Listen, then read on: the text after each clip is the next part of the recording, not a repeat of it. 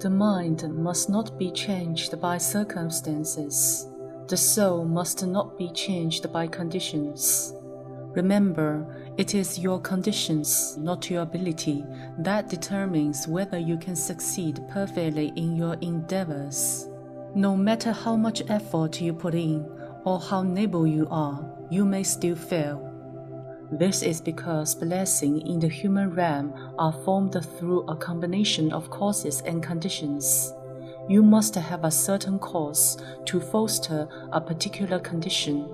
Only in the presence of a combination of proper causes and conditions can you succeed. Take note that if you want to succeed perfectly, you must carefully consider whether the causes and conditions for the task at hand have ripened, and not whether you have the energy or ability to carry it out or solve it. Also, please take note, we must think constantly about impermanence. Another way of saying it that we must remind ourselves constantly that nothing in this world lasts forever, and the fact they are not long-lasting means that they are not real. The world has always been impermanent, while the notion of self is non-existent. Therefore, don't develop attachments to people or things. When disaster strikes, we must not panic. We must have faith. Even if it is a predestined karma, it can be still changed. Predestined karma is the event in your life that can be foreseen by a fortune teller. It is also known as fate, such as when a fortune teller predicts that you are bound to encounter a difficulty or disaster when you reach a certain age. This is referred to as a predestined karma. Having said that, with unwavering faith, you still have a chance to change it.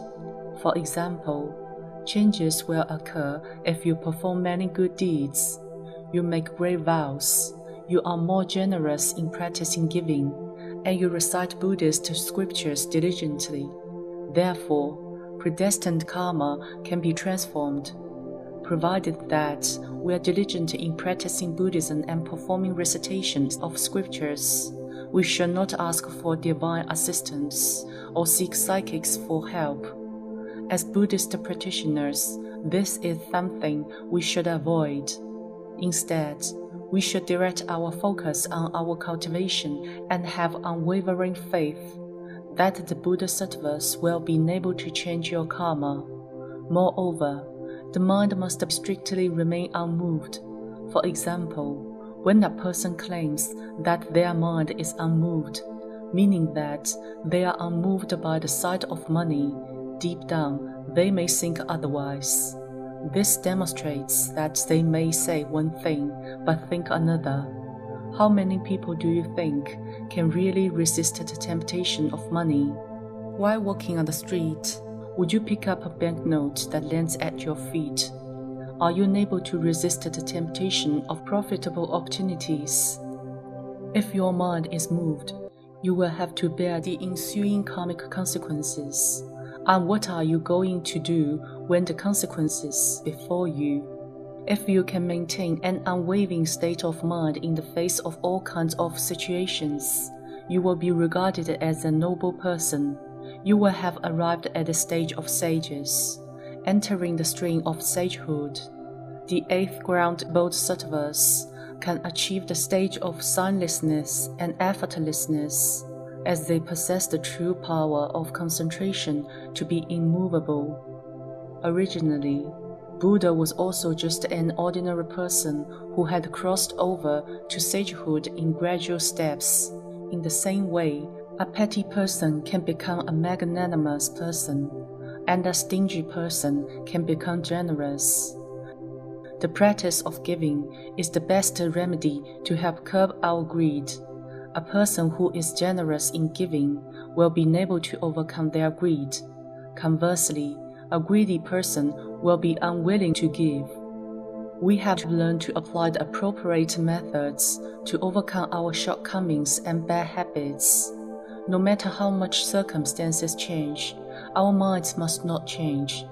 Whenever something bad happens, or when external conditions become undesirable, how do we rid ourselves of distracting thoughts and prevent our minds from being affected? Firstly, you must observe with wisdom.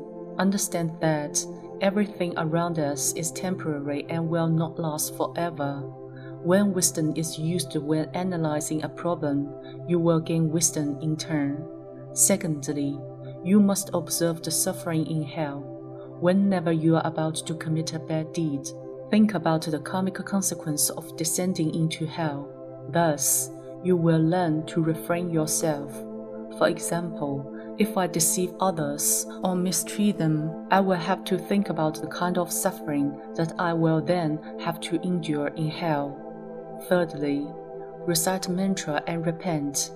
When we are preoccupied with distracting thoughts and we feel perturbed, we should concentrate on reciting Buddhist scriptures while still repenting earnestly. This way, our afflictions will naturally be gone. Only with sincerity and wholeheartedness, when performing recitations, can we distance ourselves from karmic obstacles, inner demons, and other sources of affliction. Concentrate when performing recitations, or it won't be effective.